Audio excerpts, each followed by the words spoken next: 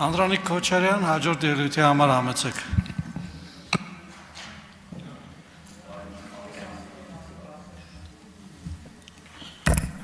Ազգային ժողովի հարգելի փոխոսնակ, հարգելի գործընկերներ,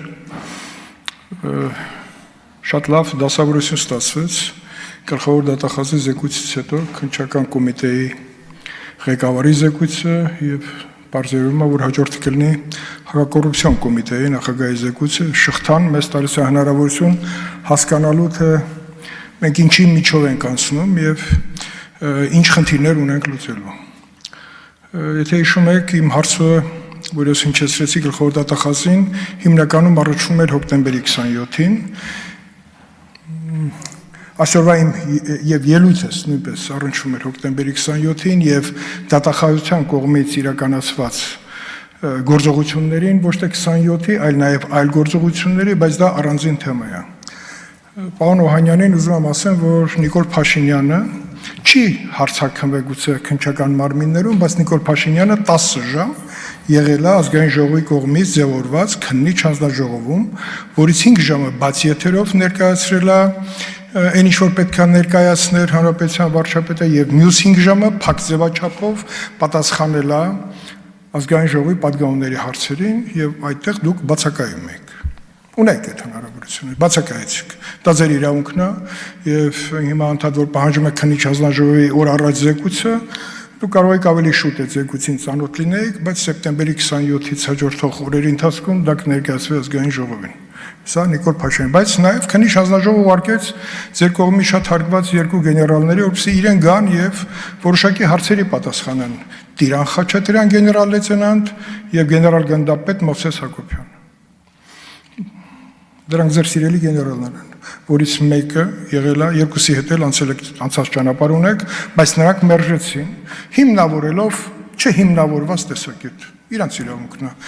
Դրա փոխարեն գնացին քննչական կոմիտե եւ սկսեցին քրեական գործի շրջանակներում պատասխանել քննչական մարմինների կողմից տրված հարցերին։ Ասեմ, որ քննչական մարմինները 13000-ից ավել քրեական գործեր ունեն, հարուցած, որից մեջ եւ դավաճանության հոդվածներ կան, եւ թերացումներ, ամեն ինչ, այն ինչ որ պարոն Արթուր Պողոսյանը ներկայացրեց։ Պարոն Պողոսյան, դուք այն պաշտոնյան եք, որ 18 թվականից հետո զբաղեցրել եք մի շարք պաշտոններ քննչական մարմիններում, դա ազգային անվտանգության ծառայության քննչական ծառայության ղեկավար, հետո դատախազություն, հիմա քննչական կոմիտեի ղեկավար։ Մեր երկրի ճակատագրական իրողությունների մեջ շատ կարևոր գործերը ձեզ ծանոթ են, սկսած հոկտեմբերի 27-ից։ Ինչ էր մինչև հոկտեմբերի 27-ը մեր երկրում տիրող իրավիճակը։ Հայաստանի ժողովուրդը օրինական ճանապարհով, լեգիտիմ ճանապարհով ընտրեց օրինավոր իշխանություն, հանձինս միասնություն դաշինքի։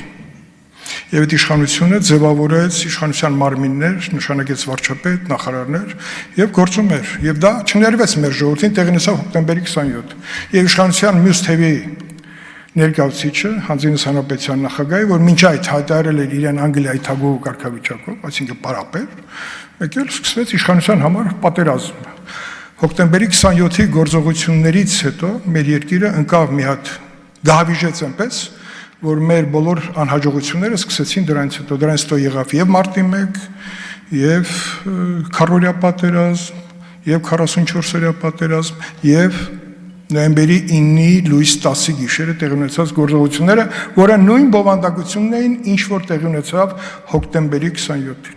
Պարզապես այդ օրը չկարողացան գտնեն Նիկոլ Փաշինյանին։ Գտան Արարատ Միրզոյանին եւ կադրերից պարզ տեսնում եք, որ հրոսակախումբը ասում էր, «Էլ մի խփեք, նա արդեն դիակ է», այսինքն իրենք դիակ էին ուզում տեսնել եւ լավա որ պարոն Միրզոյանը ողջ մնաց եւ այսօր էլ արտաքին գործերի նախարարությունը ղեկավարում է եւ իրականացնում է այն նպատակը, որ կոչվում է խաղաղության օրակարգ։ Բայց կներեք, այդ գործողությունների մեջ ներգրաված էին ուժեր նույն նոյեմբերի 9-ից 10-ը խմբեր, որը ես համոզված եմ գոյություն ունեին նաև մարտի 1-ին փողոցում, որտեղ իշխանությունները հոկտեմբերի 27-ից հետո գտան այն ուժը, որով պետքա պահեին իշխանությունը, կեղծեին ընտրությունները։ Այդ ուժը թաղի խուժանն էր։ Բոլոր թաղերում 18 թվականին բոլորս տեսել ենք Փարաքարի խաչմերուկ, Էրեբունի թաղամաս, խմբեր, բայց այդ խմբերը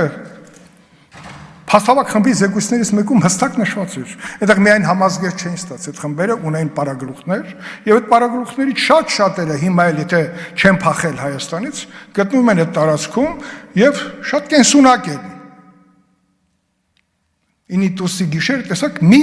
հրահանգով բոլորը լցվեցին փողոց, գնացին այն ուղություններով, որտեղ պետքա լուծեին իշխանության խնդիր։ Եթե հաջողվեր գտնեին Նիկոլ Փաշինյանին, այդ դեպքում կներեք նույն նպատակը, որ դրված էր Արարատ Միրզոյանին այդպես հոշոտելու մեջ, ավելի դաժան կլինեին Հանրապետության վարչապետի նկատմամբ եւ կլիներ հերթական հոկտեմբերի 28-ը երկիրը կմտներ քաոսի մեջ եւ դուրս չէր գալու։ Հետո սկսեցին մեղավորներ փնտրել, իշխանություն ձևավորել, ով ոնց պատկերացնում էր, էլի թաղի խուժանը ձևավոր իշխանություն, ընտրության ձևով լիներ, թե այլ ձևերով մենք դա տեսել ենք։ Պարոն Պողոսյան, Մարտի 1-ի զեկույցները մնում են շատ ակտուալ, որտեղ ուզենք թե չուզենք, Մարտի 1-ի զեկույցները դեռ իրենց արժանի ոչ միայն գնահատականը չի ստացել, այլ դատարաններում դատաքննության փուլում չի պարզաբանվել 0038 հրամանը, նրա մեջ ներգրաված զինված ուժերը, այն պաշտոնյաները, որոնք որոշումներ են կայացնում, արտակարգ դրության ժամանակ թե ոչ, այն նախարարները, որոնք լքեցին Հայաստանը, մինչև հիմա չեն կարող գտնենք։ Ուր է Միխայել Հարությունյանը, գնացեք, եկեք գտնենք։ Պաշտպանության նախարարները, որոնք երկիրը պիտի պաշտպանեն, փախան։ Վիգեն Սարգսյան, Միխայել Հարությունյան, Արշակ Կարապետյան, այս ինչ աղետ է, այս ինչ փորձանք։ Բոլորը պետքա գան եւ պետքա այս երկրի առաջ, քանի որ այդ պաշտոնը ստանալուց իրանք երևի չեն հասկացել, այդ են պաշտոններն են, որտեղ որ գրվում է մեծ պատասխան մեր ժողովրդի առաջ, անվտանգային համակարգի համար մեկ պաշտոնյաներն են եղել։ Չկա։ Ցնդեցին։ Շատ լավ։ Հիմա մարտի 1 եւ 44-րդ պատերազմ հոկտեմբերի 27, երբ որ ես այդ հարցը տալիս եմ, ակնկալում եմ նաեւ, որ այդ պատասխանը այնուամենայնիվ այսօրվա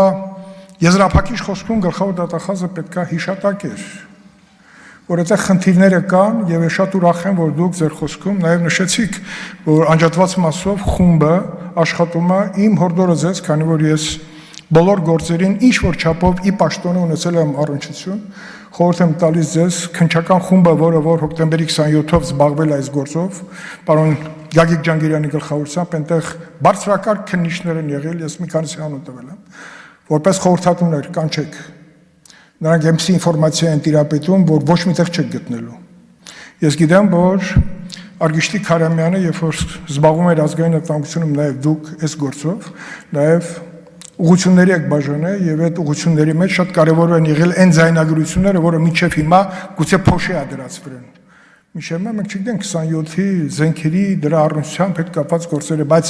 հիմա խոսքը վերաբերվում է անջատված մասը, օր առ աջ, որպեսզի գտնի այն ամենի պատասխանը, որը մենք կորցրել ենք։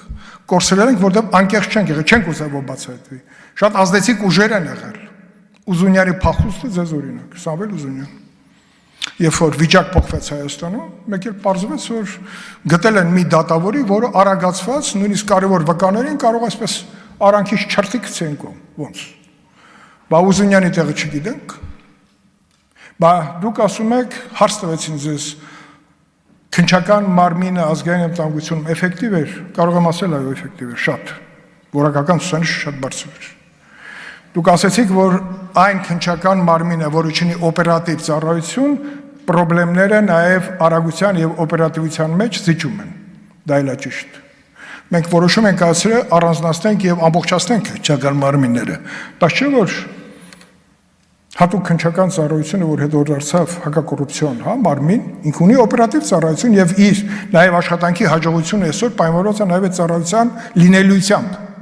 Եկեք մի հատ այստեղ էլ մտածենք ինչ ենք անում, որպեսզի